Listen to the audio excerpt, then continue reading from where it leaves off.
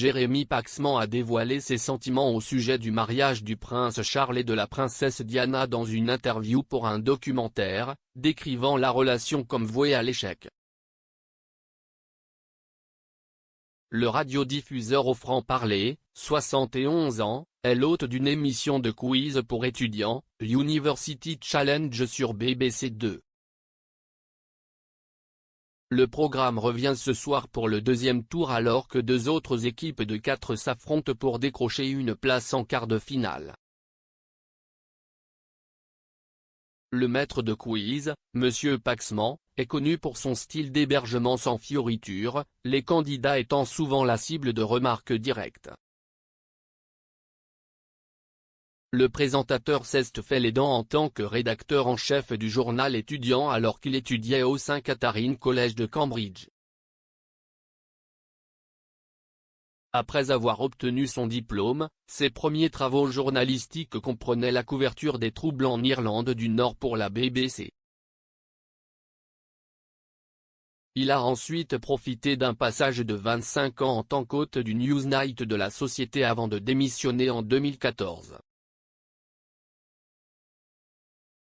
Pendant ce temps, il a rendu compte d'une vaste gamme d'histoires, y compris la famille royale, et en 2007 a publié le livre On Royalty. Monsieur Paxman a ensuite fait part de ses réflexions sur la société dans un documentaire sur Netflix en 2018. Il a décrit le mariage du prince Charles et de la princesse Diana comme voué à l'échec alors qu'il était interviewé pour le film The Royal Wives of Windsor. Monsieur Paxman a donné son interprétation des événements qui ont précédé le mariage du couple à l'été 1981.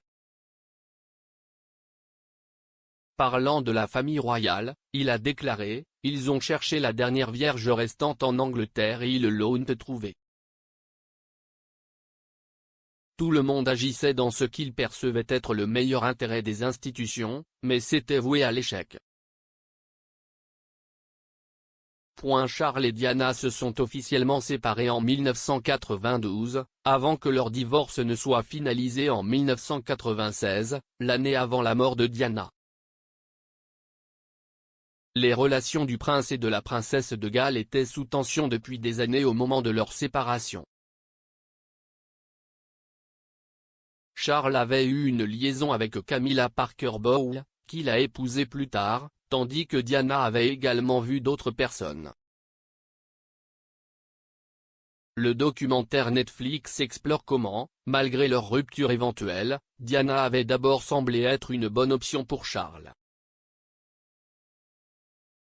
L'ancienne assistante maternelle était issue d'un milieu aristocratique et a grandi non loin de la reine. Diana a grandi à Park House près du domaine du monarque Sandringham à Norfolk, avant que la famille Spencer ne déménage plus tard à Altor.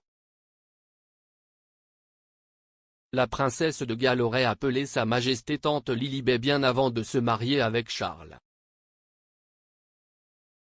La biographe royale Penny Junor, qui a également été interviewée pour le documentaire, a expliqué les références de Diana. Elle a déclaré, « Sur le papier, Diana était absolument parfaite en tant qu'épouse royale. C'était une aristocrate. Elle était membre de l'Église d'Angleterre. Elle était vierge. » Toutes ces trois choses semblaient être très importantes à ce moment-là. L'historien royal David Starkey a également discuté de l'apparente aptitude de Diana, en déclarant « Elle est née dans le sang bleu anglais le plus bleu.